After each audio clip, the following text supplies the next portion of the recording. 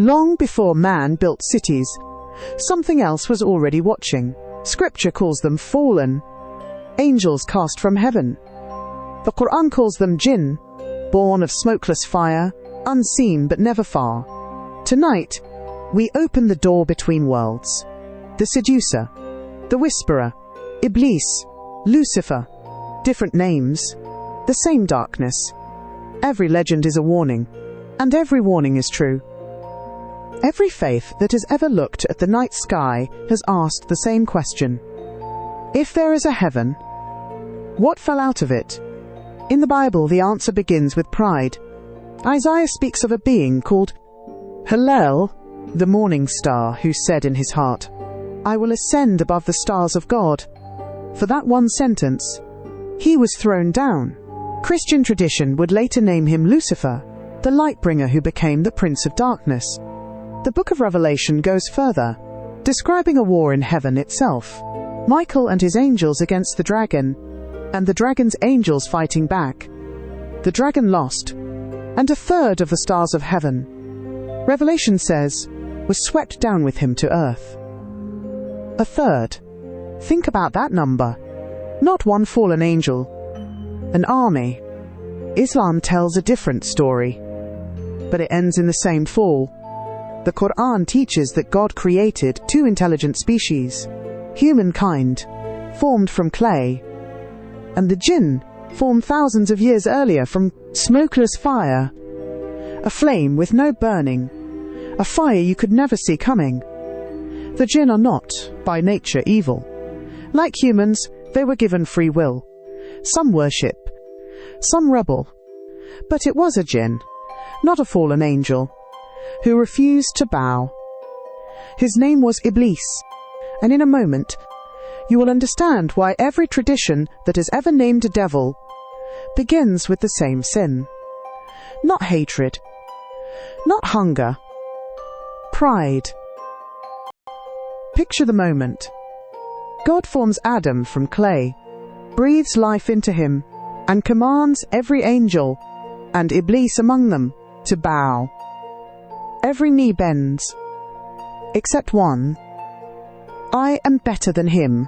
Iblis says in the Qur'an, "You created me from fire, and him from clay." Not hatred of God, not even hatred of man at first.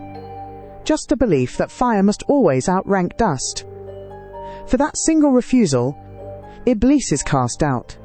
But he is not silenced. He asks God for one thing: time. Permission to wait, to tempt every descendant of the man who outranked him, until the end of days. And God grants it. Think about what that means. Every temptation you have ever felt, Islamic tradition says, may be a promise being kept. The Christian Lucifer falls for the same reason, wearing a different face. Early theologians read Isaiah and Ezekiel and saw a being of impossible beauty, the seal of perfection. Ezekiel calls him covered in precious stone, anointed above every other angel, and it destroyed him. Your heart was lifted up because of your beauty. The prophet lightening, you corrupted your wisdom for the sake of your splendor. Two scriptures, two names. One creature who could not stand to be second, and who has spent every moment since, in both traditions, making sure no one else stays first for long. The Bible mentions this name only once, in a single ritual, and that single mention is enough to build a nightmare on. In the book of Leviticus, on the Day of Atonement, the high priest takes 2 goats. One is sacrificed to the Lord. The other, the text says, is sent alive into the wilderness, loaded with the sins of the entire nation, for Azazel, not for atonement, not for the wild, for a name. Scholars still argue what that name meant, but the oldest reading is the most frightening one, that Azazel was already understood as something living in the wilderness, something the sins of Israel were being handed to. The Book of Enoch, not in most Bibles today, but quoted directly in the Book of Jude, and treasured as scripture for centuries, tells you exactly who that was. 200 angels, called the Watchers, descend on Mount Hermon and swear an oath together to take human wives. Their leader is named Azazel. And Azazel does not stop at marriage. He teaches mankind to forge swords, knives, shields, and breastplates, the entire art of war, handed to humanity like a gift. He teaches the women of the earth the art of adornment, face paint, jewelry, the beautifying of the body, and Enoch calls this, too, godlessness. Their children, half angel, half human, are the Nephilim, giants who eat through humanity's entire food supply, and when that runs out, Enoch says plainly, they turn on mankind itself. For this, Azazel's punishment is written with unusual, specific cruelty. God orders the angel Raphael to bind him hand and foot, throw him into darkness, and cover him with sharp, jagged rocks in a desert with no name. Left there, conscious, until Judgment Day, when he will finally be cast into fire. Now remember the name from our last chapter. Islamic tradition holds, through scholars like Ibn Abbas and Ibn Kathir, that before his fall, Iblis was called Azazel, chief among the angels set to guard and govern the earth. Celebrated for his worship, right up until the moment pride ended him. Azazel. Azazel. Two scriptures, written centuries apart, in different languages, for different audiences, and somehow they keep reaching for the same syllables to name the same fall. Not every demon comes with fire and thunder. Some come as a dream you almost remember. Medieval Christian writers gave a name to the demon that visits a man in his sleep, taking the form of a woman, the Succubus. Its counterpart, the Incubus, preyed on women the same way. The theologian Thomas Aquinas took the idea seriously enough to write about it directly, suggesting a demon could take one form to draw out what it needed from a man, and the opposite form to plant it in a woman, a predator wearing two masks, and neither one was real. By the 15th century, the fear had hardened into law. The fee, Malleus Maleficarum, the witch hunter's manual used across Europe for 200 years, treated demonic seduction as established fact, and used it to justify the torture and execution of thousands of women accused of consorting with exactly this kind of spirit. A nightmare, weaponized into an accusation nobody could ever disprove. Islamic tradition holds its own version of this danger, though the Qur'an itself never describes a sexual demon by name. What it does describe is a jinn called Qur'an, a constant, invisible companion assigned to every human being at birth, whispering doubt, whispering desire, whispering just enough to pull you one step off the path. Even the Prophet Muhammad, tradition says, was not without one.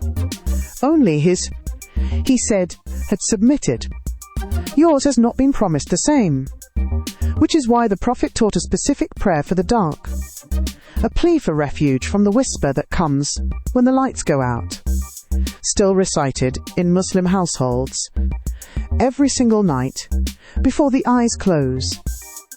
What both traditions agree on is more disturbing than any single legend. The most dangerous demon is not the one that breaks down your door. It is the one that already knows exactly what you want and simply waits for you to ask for it. Some demons whisper.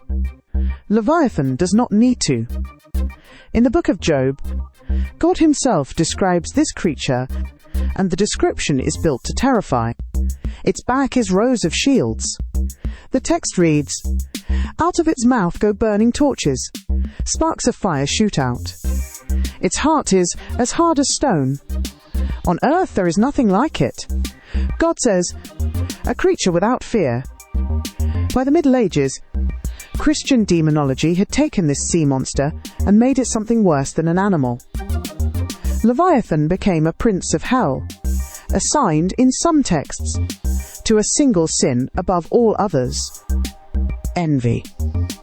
Not the loud sin, the quiet one, the one that watches what someone else has and lets it rot inside you until you can't remember why you were ever angry in the first place. The terror runs deeper than one book. Psalm chapter 74 remembers a God who broke the heads of Leviathan in pieces at the dawn of creation, as if the world itself could not begin until this thing was subdued. And Isaiah promises it is not over. In that day, the prophet's answer some writes, "The Lord will punish Leviathan, the fleeing serpent, and he will slay the dragon that is in the sea." A monster defeated at the beginning of time, and still scheduled for a second death at the end of it. The Qur'an does not name a Leviathan, but it speaks often of the sea and its unseen depths. And Islamic tradition holds that Jinn, like angels and humans, can inhabit water, wilderness, ruins, any place far enough from human eyes to hide in. A hard heart, a watching eye, a creature built entirely to remind you that the deepest water is never the danger. What lives in it is. Every kingdom needs a name that spreads fear before the army arrives. In hell's hierarchy, that name is Beelzebub. The title likely began as a mockery. Scholars trace it to Beelzebub, Lord of the Flies, a twisted version of an older Philistine god's actual name, Beelzebul, exalted Lord. Hebrew scribes changed one syllable and turned a rival god into an insect god, something that swarms over rot, and calls it a throne. By the New Testament, the name had grown teeth. The Pharisees accused Jesus of casting out demons by Beelzebub, the prince of demons, proof that by then the name meant something close to Satan himself. Later Christian demonology ranked him near the very top of hell, a general commanding legions, second only to Lucifer. John Milton would later put him there in ink, naming him second in command of the fallen in Paradise Lost, than whom Satan except none higher sat. But the Bible had already told a story about him centuries earlier, and it should chill you more than any later legend. In the second book of Kings, an injured King Ahaziah sends messengers to consult Beelzebub directly. Not a myth, not a metaphor, a real king asking a real demon god whether he would live. The prophet Elijah intercepts the messengers on the road, furious that a king of Israel would ask a foreign devil a question that belonged to God alone. Ahaziah never recovers. He asked the wrong Lord for the truth, and the answer killed him. There is no Beelzebub in the Qur'an, but Islamic tradition has its own hierarchy of ruin. Iblis at the top, commanding jinn who specialize, tradition holds in exactly the kind of decay Beelzebub represents: corruption, disease, the slow rot that moves in wherever something clean is left unguarded. Different scripture, same warning. Whatever you don't protect, something is already flying toward. Some demons destroy from the outside. Asmodeus destroys through the thing you want most. He first appears not in the Bible's main canon, but in the Book of Tobit, a Jewish text still treasured in Catholic and Orthodox scripture. There, Asmodeus falls in love, obsessively, violently, with a woman named Sarah, and kills every man who marries her, one wedding night at a time. 7 husbands, 7 deaths. Later demonology would formalize what the story already implied, naming Asmodeus the prince of lust, desire, with nothing left to restrain it. Islamic tradition holds a strikingly similar figure. Zawba, a jinn king. Some texts associate with whirlwinds, madness, and the kind of obsession that ends marriages before they begin. Other scholars link this same territory of temptation to Iblis's own hierarchy of specialists. Jinn assigned, tradition says, to exactly one weakness in exactly one kind of person, and sent to wait outside that person's door for as long as it takes. Later grimoires tried to draw him. The Renaissance handbooks of demonology describe Asmodeus riding a dragon, carrying a lance and a banner, wearing 3 heads at once, a bull, a ram, and a man staring straight ahead, as if desire itself needed 3 different faces to get what it wanted. Here is the part that should actually frighten you. In the Book of Tobit, Asmodeus is eventually driven away, not by a sword, not by an army, but by a young man who simply refused to run. Every tradition that has ever named this demon agrees on the same uncomfortable truth. He cannot take what you are willing to fight for. Jesus named this one himself. You cannot serve God and Mammon. He says in the Gospel of Matthew, using an Aramaic word for wealth, as if it were already a rival god. Later theologians finished the thought for him, turning Mammon into a demon of pure greed, the patron spirit of every fortune built on someone else's ruin. Islamic scripture makes the same warning without needing a monster's name at all. Wealth and children, the Qur'an says, are the adornment of the worldly life, beautiful and temporary, and dangerous to mistake for the point of being alive.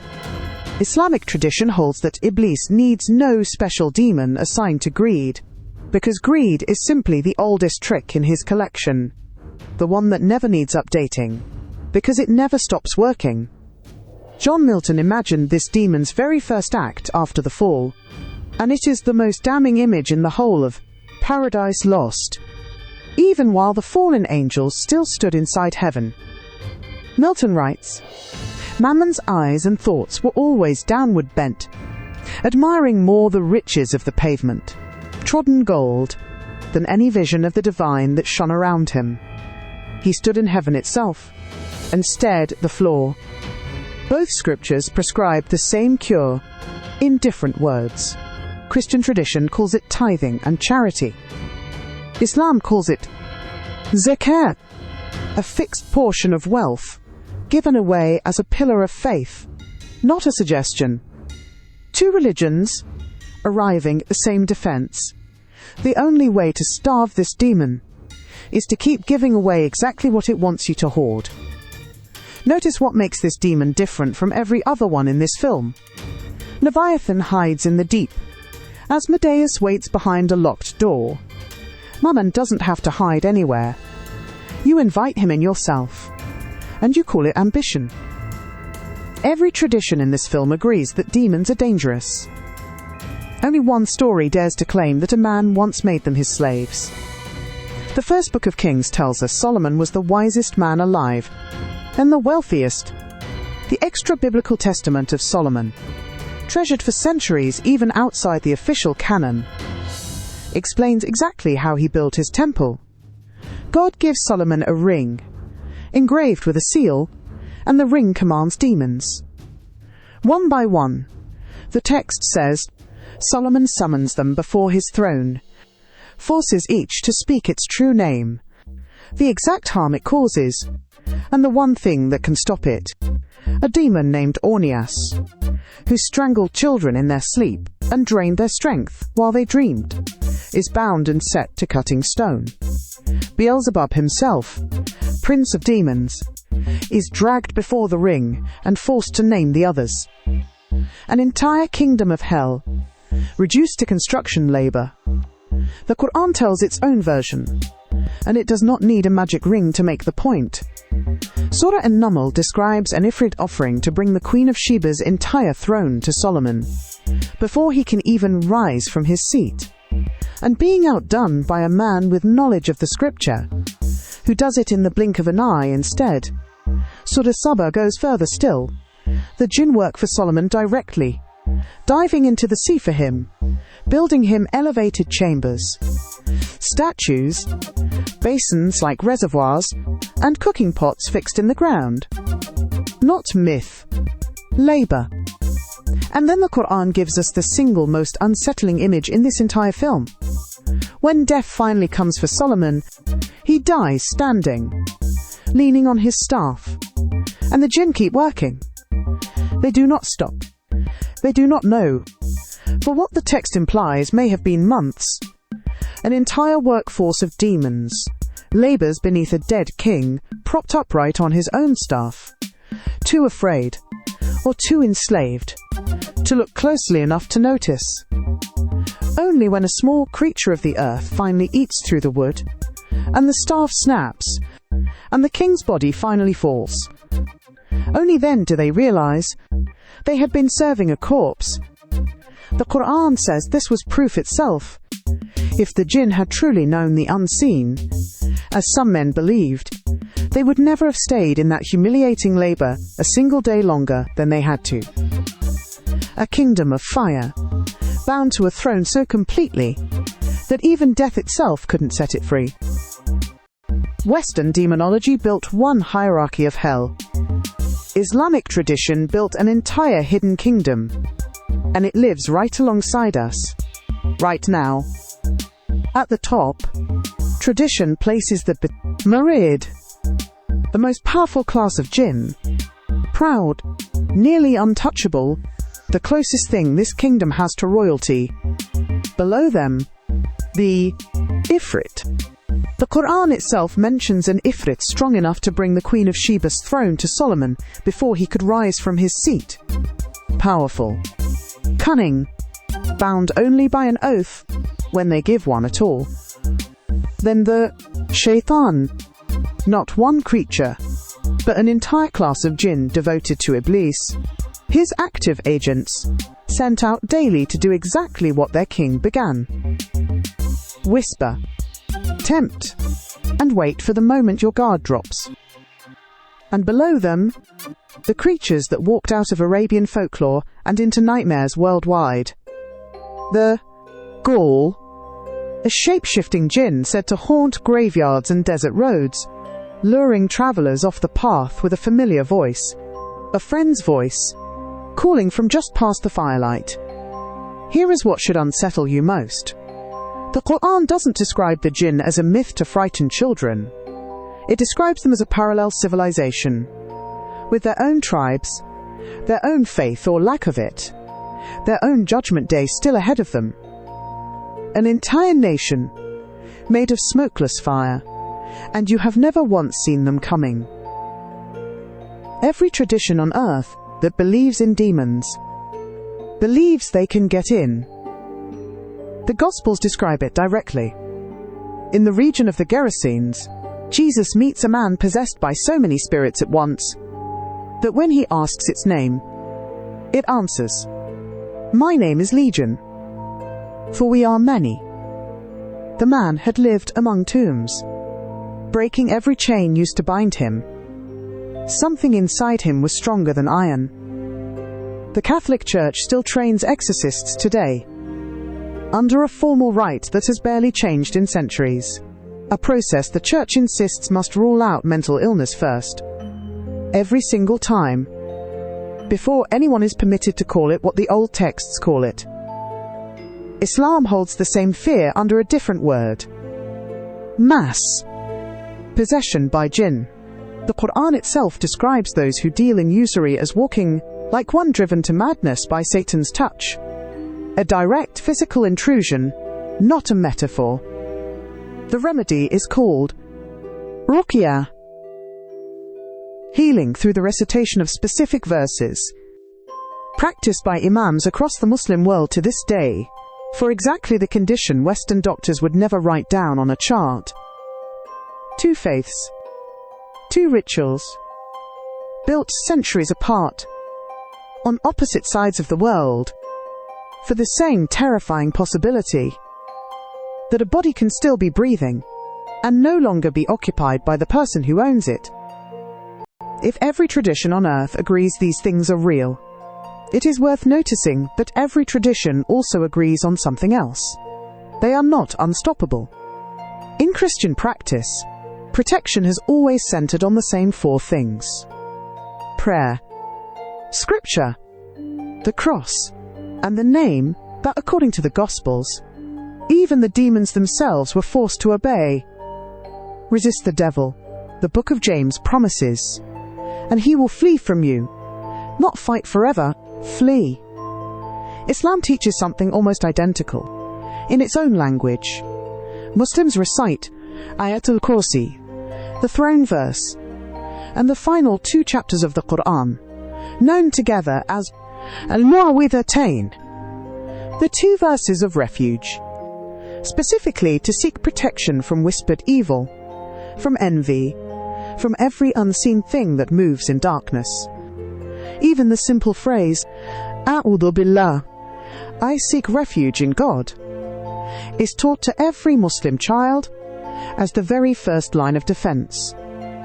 2 scriptures, 2 languages, the same conclusion, repeated for thousands of years. Darkness does not overpower a door that has already been guarded. So return, if you dare, to where we began. A fallen angel, a being of smokeless fire, a seducer, a whisperer, a lord of rot, a prince of envy, a king of desire, a god of greed, an entire hidden nation waiting in the dark. Every name in this film was written down by someone who believed completely that they were real. Believe what you choose, but the next time a room goes cold for no reason, or a whisper crosses your mind that isn't quite your own voice, ask yourself which scripture you'd reach for first. Because somewhere, in both of them, something is still waiting to be asked in.